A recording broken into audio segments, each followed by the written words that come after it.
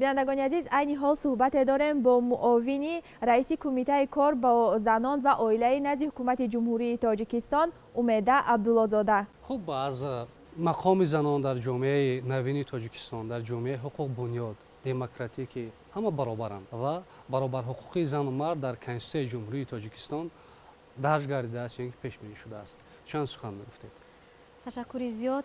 در حقیقت تاریخ انسانیت ثابت نموده است که مقام و منزلت زن در رشد جامعه خیلی جایگاه مخصوص را کسب نموده است و آن دولتی که زنانش با معرفت و با فرهنگ هستند و تحصیل دیده هستند میتواند یکی از جامعه های موفق و پیشرفته باشد. بله.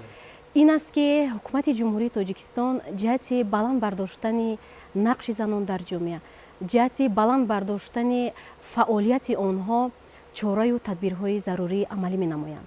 مخصوصا توجه اساسگذار صلح و وحدت ملی، پیشوای ملت، پرزیدنت معظم کشور محترم امام علی رحمان نسبت به نیروی سازنده زنان، نسبت به تشبثکاری آنها، به عقل و ذکاوت آنها توجه به اندازه دارند و همیشه زنان و بانوان را دستگیری می نمایند. و در یکی از برآمدهایشان پیشوای ملت زنان و بانوان تاجیک را نگین پرجلوی تاج ملت گفتند و مخصوصا در پیام نوبتیشان پیشوای ملت باز هم همون باوری، محبت و صمیمیت خود را یک بار دیگر به زنان و بانوان اظهار نمودند و اینچنین قید نمودند که حکومت جمهوری تاجیکستان من بعد نیز تشبث و اقدام‌های زنان و بانوان را دستگیری می‌نماید. زمینه اولین حقوقی فعالگردانی نقش زنان بعد از به تصویب رسیدن فرمان پرزیدنت جمهوری تاجیکستان درباره تدبیرهای بلند برداشتن نقش زنان در جمهوری تاجیکستان سال 1999 گذاشته شد و من بعد در زمینه آن همین فرمان سندهای معیاری حقوقی دیگر از قبیل قانون‌های جمهوری تاجیکستان درباره کفالت‌های دولتی برابر حقوقی مردان و زنان در جمهوری تاجیکستان، پیشگیری زوراوری در عائله، استراتژی ملی فعالگردانی نقش زنان در جمهوری تاجیکستان، برنامه دولتی تربیت، انتخاب و جابجاگذاری کادرهای راهبری کننده از حساب زنان و دختران لیاقتمند در جمهوری تاجیکستان و اینچنین کانسپسیای رشد عائله انتشار گردیدند. و من فکر میکنم که به تصویب رسیدن آن همین سندهای معیاری حقوقی باز هم برای فعال گردانیدن نقش زنان، جلب بیشتری زنان به خدمت دولتی و دیگر ساختارهای دولتی مساعدت نموده ایستاده است.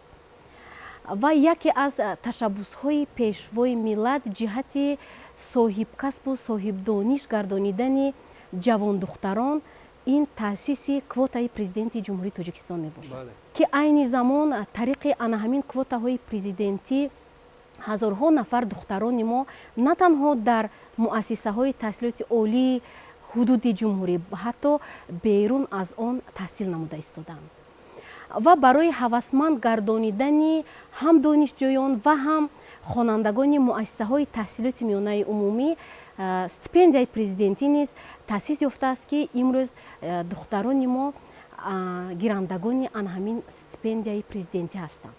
زنان تاجیک، مادران تاجیک در برابر اجرا نمودن رسالت مادری، رسالت همسری، رسالت خواهری و رسالت فرزندی باز هم در تمام ساحه‌های مختلف اقتصاد ملی در برابر مردان فعالیت نموده ایستادند. امروز شماره زنانی که در ساحه کلیدی یعنی در ساحه معارف فعالیت نموده ایستادند 73% را در بر میگیرد و زنانی که در ساحه تندرستی فعالیت دارند 68% و زنان در ساحه فرهنگ 51% را تشکیل میدهند. و بینید خوشبختانه امروز 2 نفر زن به حیث وزیر، 4 نفر زن به حیث رئیسان شهر و ناحیه فعالیت نموده ایستادند ва баъд аз баргузор гардидани интихоботи вакилони маҷлиси намояндагони маҷлиси олии ҷумҳурии тоҷикистон шумораи занон дар маҷлиси намояндагон ба 15 нафар расонида шуд ва 8 нафар занон имрӯз узви маҷлиси миллӣ маҷлиси олии ҷумҳурии тоҷикистон ҳастанд ва кумитаи кор бо занон ва оилаи назди ҳукумати ҷумҳурии тоҷикистон дар доираи барномаи давлатии тарбия интихоб ва ҷобаҷогузории кадрҳои роҳбарикунанда аз ҳисоби занону духтарони лаёқатманд дар назди кумитаи кор бо занон курси омӯзишӣ аз рӯи барномаи мактаби сарварони ҷавонро роҳандозӣ намудааст ки ҳама сола дар курси мазкур аз ҳисоби донишҷӯёни фаъолу аълохони донишгоҳу донишкадаҳои олии ҷумҳурии тоҷикистон духтарон ҷалб мекарданд ва ба онҳо албатта собиқадорон занони фаъол докторону профессорон дарс мегӯянд ва бояд қайд намоям ки дар соли таҳсили 2020-2021 дар курси мактаби сарварони ҷавон дар доираи 20-солаи омӯзиши фанҳои дақиқ риёзӣ ва табиатшиносӣ духтарон аз рӯи ихтисосҳои анамин фанҳои дақиқ риёзӣ ва табиатшиносӣ дар анамин курс ҳамчун шунаванда қабул карда шуданд ва дигар ин ки ҷиҳати ҳавасманд гардонидани боз ҳам донишҷӯёни фаъолу аълохон стипендияи кумитаи кор бо занон ва оилаи назди ҳукумати ҷумҳурии тоҷикистон таъсис дода шудааст ки 20 нафар духтарон аз анамин гирифтани стипендия бархурдор ҳастанд дар ҳамкорӣ бо агентии хизмати давлатӣ ва академияи идоракунии назди президенти ҷумҳурии тоҷикистон аз рӯи барномаи зан сарвар менеҷменти нави давлатӣ зан роҳбар барои занону бонувоне ки дар захираи кадрии ҳам мақомотҳои марказӣ ва ҳам мақомотҳои маҳаллӣ ҳастанд курсҳои такмили ихтисос гузаронида мешаванд ва бори аввал соли гузашта яъне соли 2020 як ташаббуси навро мо пеш гирифтем яъне ки ҳамин курсҳое ки аз рӯи барномаҳои зан роҳбар гузаронида мешавад мо дар худи маҳал гузаронидем ва аллакай дар ноҳияҳои варзоб ва рӯйдакӣ мо бо ҷалби зиёда аз 60 нафар занону бонувон занони роҳбар ки дар соҳаҳои маориф фарҳанг тандурустӣ дар худи мақомоти маҳаллӣ фаъолият менамоянд ҳамин гуна курсро гузаронидем хушбахтона имрӯз шумораи занон дар соҳаҳои ҳифзи ҳуқуқ махсусан дар сафи қувваҳои мусаллаҳи ҷумҳурии тоҷикистон хеле зиёд ҳастанд ва онҳо собитқадамона ба ватану миллати худамон хизмат намуда истоданд шумораи занони соҳибкор низ рӯз аз рӯз афзоиш дорад ва аз соли 2016 бо қарори ҳукумати ҷумҳурии тоҷикистон дар бораи таъсис ва ҷудо намудани грантҳои президенти ҷумҳурии тоҷикистон оид ба дастгирӣ ва рушди соҳибкории занон барои соли 2016-2020 ба тасвиб расида буд ва дар давоми солҳои 2016-2020 400 лоиҳаи занону бонувоне ки пешниҳод шудагӣ буданд дастгирӣ ёфтанд ва барои дастгирии онҳо зиёда аз 10 миллион сомонӣ равона карда шудааст ва хушбахтона баъди ба анҷом расидани муҳлати амали анҳамин қарор дар аввали соли 2021 лоиҳаи нави қарори ҳукумати ҷумҳурии тоҷикистон дар бораи ҷудо намудани грантҳои президенти ҷумҳурии тоҷикистон ҷиҳати дастгирӣ ва рушди соҳибкории занон бори дигар аз ҷониби бевоситаи президенти кишвар дастгирӣ ёфт ва метавонанд занону бонувон аллакай эълонҳо дар саҳифаҳои рӯзномаи ҷумҳурият ва инчунин дар худи сомонаи кумита нашр карда шуд ва занону бонувон метавонанд ки лоиҳаҳои худашонро ҷиҳати таъсиси коргоҳҳои гуногун пешниҳод намоянд ва ҳама сола 80 нафар ҳамин гуна лоиҳаҳо дастгирӣ меёбанд аз соли 2016 то соли 2020 дар натиҷаи анамун татбиқи лоиҳаҳое ки барои дарёфти гранти президенти ҷумҳурии тоҷикистон ҷудо карда шудагӣ буданд зиёда аз 1934 нафар занону бонувон бо ҷои кори доимӣ ва мавсимӣ таъмин карда шуданд ва ман бо боварии комил гуфта метавонам ки аз анаҳамин дастгириҳою ғамхориҳои пешвои миллат занону бонувони тоҷик рӯҳу илҳоми тоза гирифта барои пешрафти ҷомеаи тоҷикистон барои пешрафти ватани азизамон дучанд заҳмат мекашанд. ташаккури зиёд барои суҳбат. ҳама ин нишон медиҳад ки ин тадбирандешиҳо, тадбирҷӯйҳо, татбиқнамоии сиёсат дар асоси сандҳои меъёрии ҳуқуқӣ ва барномаҳои мушаххас дар масъалаи дастгирӣ ва ба касбу кори гуногун ҷалб намудани занону бонувон, ба роҳбарӣ ҷалб намудани занону бонувон, воқеан сиёсати ҳукумати ҷумҳурии Тоҷикистон дар ин росто хеле сиёсати муваффақ аст, устувор аст.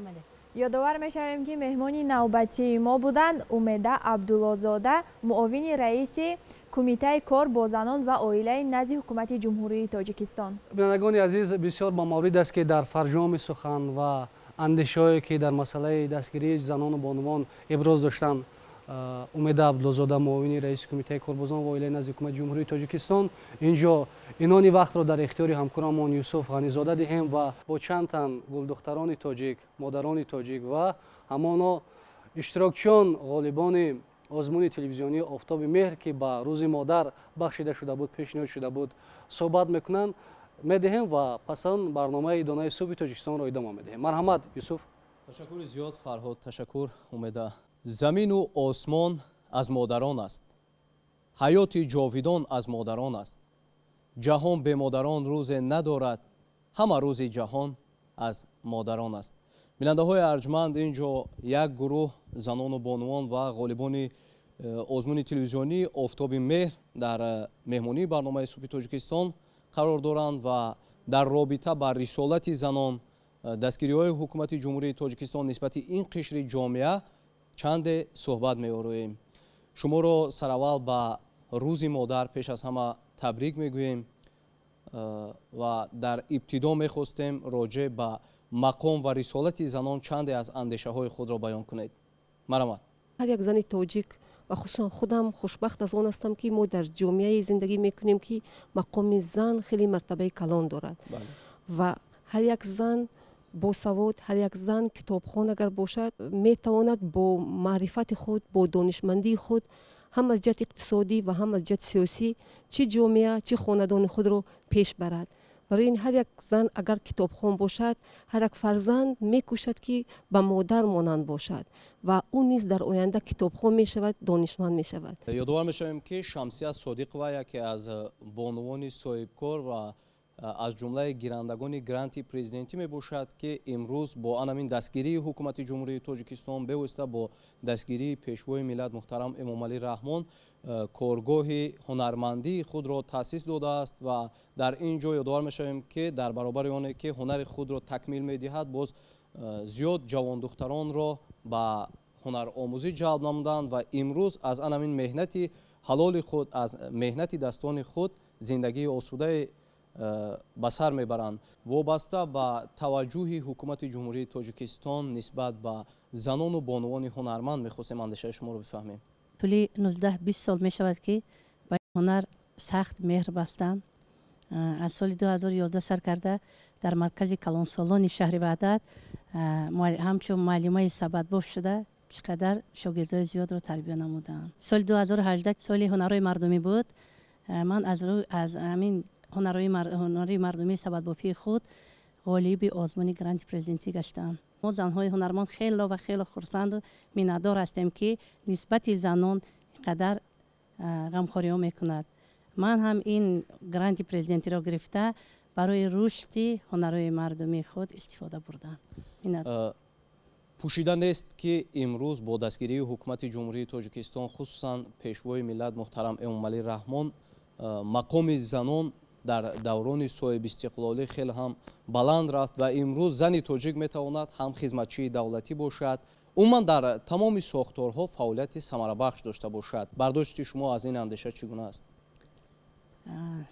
ман ба ақидаи худ гуфтанӣ ҳастам ки зан дар кадом самте набошад, зани бақувват бо ақлу хират кори худро пеш мебарад. ман низ дар як ҷамоати калони ҷамоати деҳоти чангарон дар 25 маҳалла раисаи шӯрои занҳо шуда кор мекунам. соҳибкори инфиродӣ 1 гектар хоҷагии деҳқониро ба ӯҳда дорам. мо дар хоҷагии деҳқонии худ зироатпарварӣ мекунем, кишткори зиёд мекунем бо ҳамроҳии келино, фарзандо. چقدری که در اویله استفاده میبریم زیادیتی همه زراعت های خود را به بازار برده میفروشیم. قصر زرین بیزنی خوب کلبه ویرانه است. در بیابان بهر مرد آغوش زن کاشانه است. بهر هر مردی نکو در زندگانی این زن است. زندگی گر زن نباشد مرد را غمخانه است. اولا من همچون زن همچون آموزگار شکرگزاری میکنم از آن دستگیری‌هایی که حکومت جمهوری تاجیکستان نسبت ما زنان دارد و ما همچون زن نوابسته از آن که در کدام ساحه میخواهیم کار و فعالیت میکنیم. چطوری که معلمه محترم سوری بانو قید نمودند، اگر زن دانشمند باشد، اگر زن کارمند باشد، اولا فرزند خود رو بهتر تربیت میکند و این باعث سالمی جامعه ما میگردد. саломат бошед. Тамошобинони задманд, ёдовар шудам ба маврид аст ки инҷо се тан аз ғолибони озмуни телевизионии офтоби мер ҳузур доранд ва ёдовар мешавем ки озмуни телевизионии офтоби мер бахшида ба рӯзи модар бештар аз як моҳ тавассути барномаи субҳи тоҷикистон, телевизиони тоҷикистон пахш мегардид ва онҳое ки истеъдоди сухан гуфтанд, истеъдоди қироати шеър ва хондани сурудро доштанд, дар ин озмун тавонистанд маҳорати худро санҷанд ва ҳайати ҳакамони озмун беҳтаринҳоро интихоб намуданд ва мехостем бардошти онҳоро аз ҷараёни баргузории ин озмун пешниҳоди шумо карда бошем. марамад ما شاد هستیم که مثلا همین خیلی آزمون ها برگزار میگردند، ما را باز هم هوسمند میگردانند و مینندارگی خود را به همین تشکیل کنندگانی همین آزمون میرسانیم. مادر را یادت کنم بندی جیگر میسوزده، دل بسد غم جان بسد سوز دیگر میسوزده. گرچه دارم همدم دل سوز دایم در برم، همچون مادر گرچه مهرت را به جان می پرورم. مهر تو دنیای تو بوده است دیگر مادرم. مادر را یادت کنم بندی جیگر می سوزده، دل بسد غم جان بسد سوز دیگر می سوزده. دلم خواهد روم بر کوی مادر، وجودم پر شود از بوی مادر. تمامی روی دنیا را بگشتم، ندیدم روی خوش جز روی مادر. پروینه سمندرزاده هستم، دانشجوی کورس سوم دانشگاه ملی تاجیکستان و افتخار و شکرانه از آن می کنم که در آزمون تلویزیونی آفتاب مهر شرکت ورزیدم و نه همان مهرکی که در دل خود نسبت به مادر خیش، نسبت به مامای خیش و نسبت به زنان و بانوان تاجیک داشتم عرض کردم. در حقیقت مادر فرشته دنیا است و اینچنین امروز در جمهوری تاجیکستانی ما همچون روزی زن، روزی مادر اعلان شده است و اینچنین من این روز را برای هر یک زنی تاجیک، برای هر یک مادر تاجیک تبریک گفته و تمنای آن رو دارم که در لبانشان همیشه خنده باشد و آن مهر محبتی که نسبت به مادرم دارم میخواهم با خواندن پارچه سرود آن رو ابراز نمایم. آی تا در حقی ما دوی مادر نشود، آی در زندگی راهی ما منور نشود. آی تا در حقی ما دوی مادر نشود، آی در زندگی راهی ما منور نشود. آی 100 سال اگر خدمتی مادر را کنیم، آی 100 سال اگر خدمتی مادر را کنیم، آی با یک شب زحمتش برابر نشود. آی با یک شب زحمتش برابر نشود.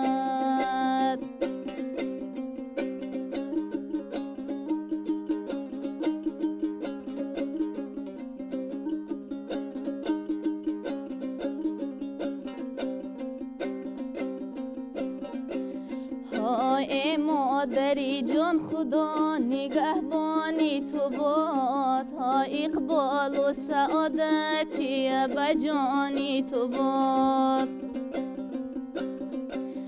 های ای مادری جان خدا نگهبانی تو باد. های اقبال و سعادتی بجانی تو باد. های دنیا با رویشی جمله ارمانی تو باد. های دنیا با رویشی جمله ارمانی تو باد. های فیض و برکت همیشه در خانی تو باد. های فیض و برکت همیشه در خانی تو باد. جان فیض و برکت همیشه در خانی تو باد. бинандаҳои арҷманд ёдовар мешавем ки осима азиз ва аз ҷумлаи нафароне буданд ки дар озмуни телевизионии офтоби мер дар номинатсияе ки бахши суруд дар васфи модар иштирок намуданд ва бисёр ҳам як баҳорати баланди сарояндагии худро манзури ҳаводорони савтунаво гардонинданд ва бо ан ҳамин истеъдоди худ тавонистанд ки дар озмуни телевизионии офтоби мер ғолибиятро ба даст оранд.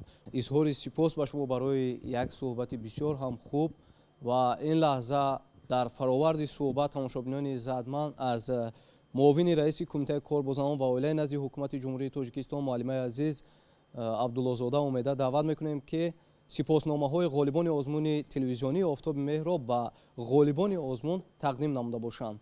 бо сипосномаи кумитаи кор бо занон ва оилаи назди ҳукумати ҷумҳурии Тоҷикистон сарфароз гардонида мешавад Осима Азимова барои тақвият бахшидани завқи бадаии ҷавонон арҷ гузоштан ба арзишҳои миллӣ, гиромӣ доштани модар ватан, забони давлатӣ ва ҳамзамон ҷиҳати иштироки фаъол дар озмуни телевизионии офтоби мер аз рӯи номинатсияи хондани суруд дар васфи модар. Марамат.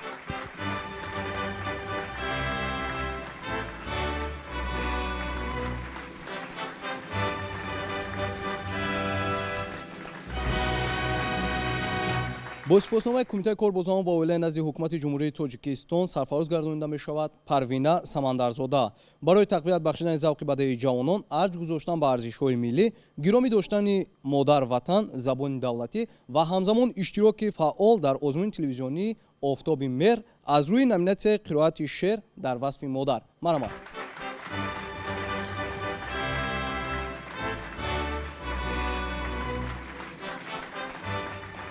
бо сипосномаи кумитаи кор бо занон ва оилаи назди ҳукумати ҷумҳурии Тоҷикистон сарфароз гардонида мешавад Фотима Олимзода барои тақвият бахшидани завқи бадаии ҷавонон арҷ гузоштан ба арзишҳои миллӣ, гиромӣ доштани модар ватан, забони давлатӣ ва ҳамзамон ҷиҳати иштироки фаъол дар озмуни телевизионии офтоби мер аз рӯи номинатсияи қироати шеър дар васфи модар. Марамат.